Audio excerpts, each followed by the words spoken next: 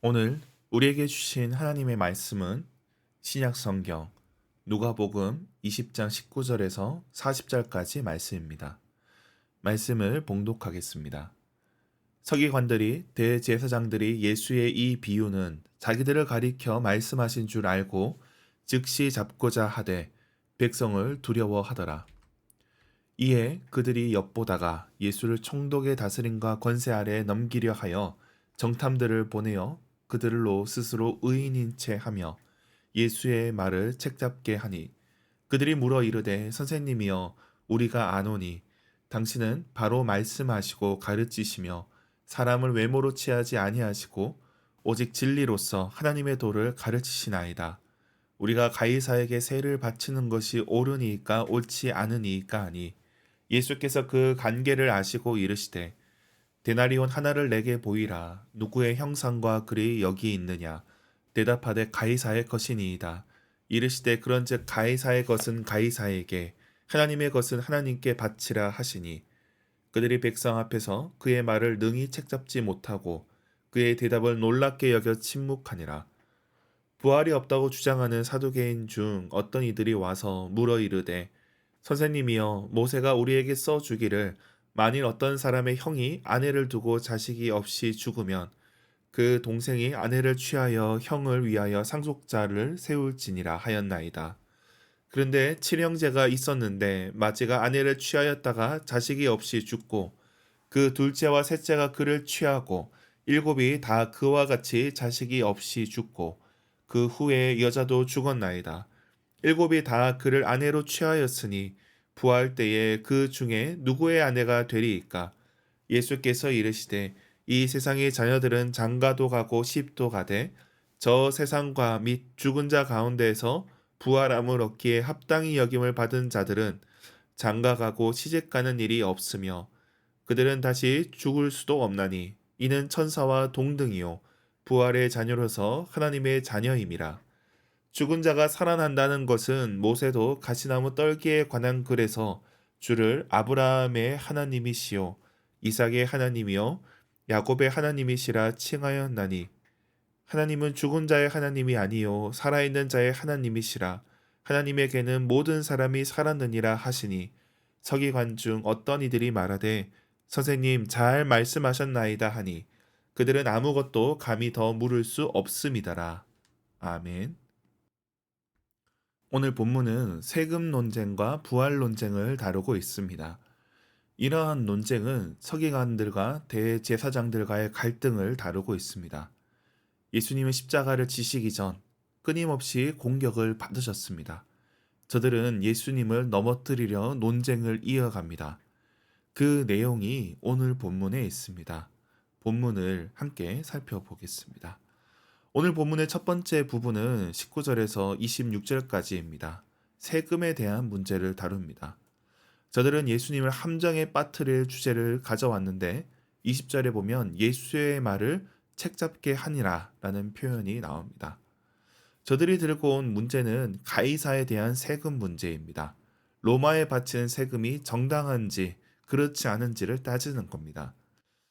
여기서 세금은 민족주의와 관련되어 있습니다.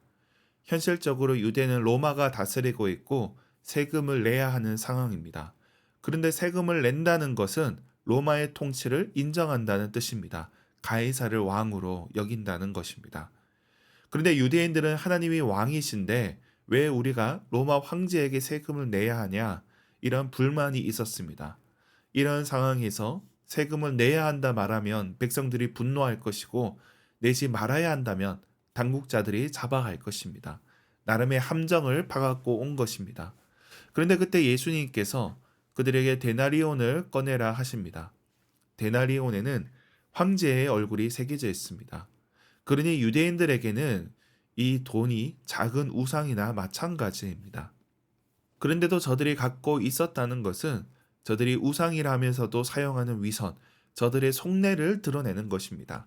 백성들 앞에서 저들의 위선을 폭로하고 다음 가이사의 것은 가이사에 돌려주라고 말씀을 하십니다. 이를 통해 세금을 내는 문제가 아니라 우상을 처분하는 방법으로 프레임을 바꾼 것입니다.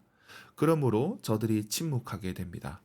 그리고 두 번째 부분은 27절에서 40절까지입니다. 이번에는 부활에 대한 논쟁을 다룹니다. 부활에 대한 문제도 순전히 궁금해서 가져온 것이 아닙니다. 유대인 내부적으로 논쟁이 있는 부분이기 때문에 갈라치기를 하기 위해 가져온 겁니다.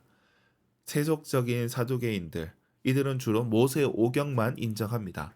저들은 부활에 대한 믿음이 없습니다. 그런데 바리새인의 경우는 부활에 대한 믿음이 있었습니다. 이런 상황에서 예수님을 논쟁에 끌어들여 갈라치기 하려는 겁니다. 사두개인들은 자기 나름의 난제를 가져왔습니다. 그 내용은 일곱 형제가 한 아내를 맞이할 경우 어떻게 되는지를 묻는 겁니다. 형이 죽으면 동생이 형수를 맞이해 자손을 이어가는 법이 율법에 있습니다. 신명기 25장 5절에 보면 이렇게 말씀합니다. 형제들이 함께 사는데 그중 하나가 죽고 아들이 없거든 그 죽은 자의 아내는 나가서 타인에게 시집가지 말 것이요 그의 남편의 형제가 그에게로 들어가서 그를 맞이하여 아내로 삼아 그의 남편의 형제된 의무를 그에게 다 행할 것이요. 여기서 형수를 부양하는 의무, 죽은 자의 이름이 끊어지지 않도록 하는 것이 이 법의 목적입니다. 어찌 보면 동생의 입장에서는 원하지 않아도 의무로 해야 된다는 것입니다. 그런데 사두개인들은 이러한 법을 부활이 없다는 논쟁에 사용합니다. 아주 극단적인 예를 가져와서 부활을 논박하려 합니다. 그런데 이런 사례, 일곱 형제가 차례로 죽고 한 사람을 아내로 맞이한 이런 사례는 아주 극단적인 이야기입니다. 이론적인 세계에선 적합할지 모르겠지만 현실에서는 있을 수 없습니다. 그런 가운데 예수님은 부활에 대한 오해를 교정하십니다. 부활 이후의 모습은 이 땅에서의 삶과 다르다는 것을 말씀하십니다. 그리고 나서 부활에 대한 논증을 이어가시는데 하나님께서 모세에게 나타나셨을 때 그때 자신을 가리키시던 그 설명을 근거로 말씀합니다. 하나님께서 스스로 아브라함, 이삭, 야곱의 하나님이라 칭하시는데 그들이 죽은 자이고 없는 자라면 하나님께서 그렇게 말씀하시지 않는다는 겁니다.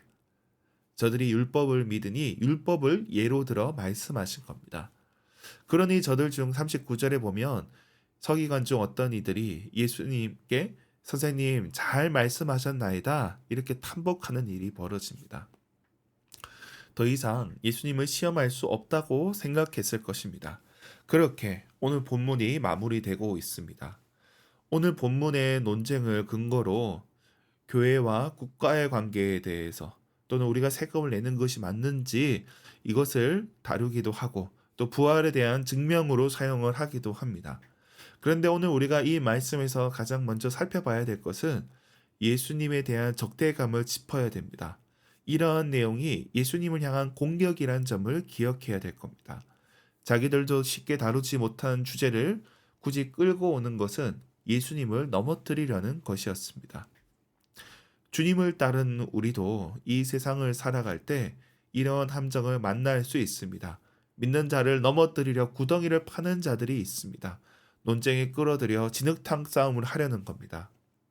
그런 가운데 우리는 뱀처럼 지혜롭고 비둘기처럼 순결해야 되는 것입니다. 오늘날 현대사회에 여러 논쟁거리가 있습니다. 그러나 교회는 논쟁을 위한 곳은 아닙니다. 십자가의 사랑을 전하는 곳입니다. 교회를 논쟁의 찬반으로 끌어가다가 자칫 그 구덩이에 빠질 수 있음을 기억해야 될 것입니다. 그런 가운데 우리는 주님의 고난을 기억하며 이 세상 속에서 지혜롭게 살아가야 될 것입니다. 오늘 하루 주님과 함께하는 저와 여러분이 되길 주님의 이름으로 축원합니다. 기도하겠습니다. 하나님 아버지, 주님의 고난을 기억하며 그 길을 따라가는 자들 되게 하여 주시옵소서. 우리 앞에 놓인 함정을 넘어서게 하여 주옵시고 엉뚱한 길로 가지 않게 하여 주시옵소서.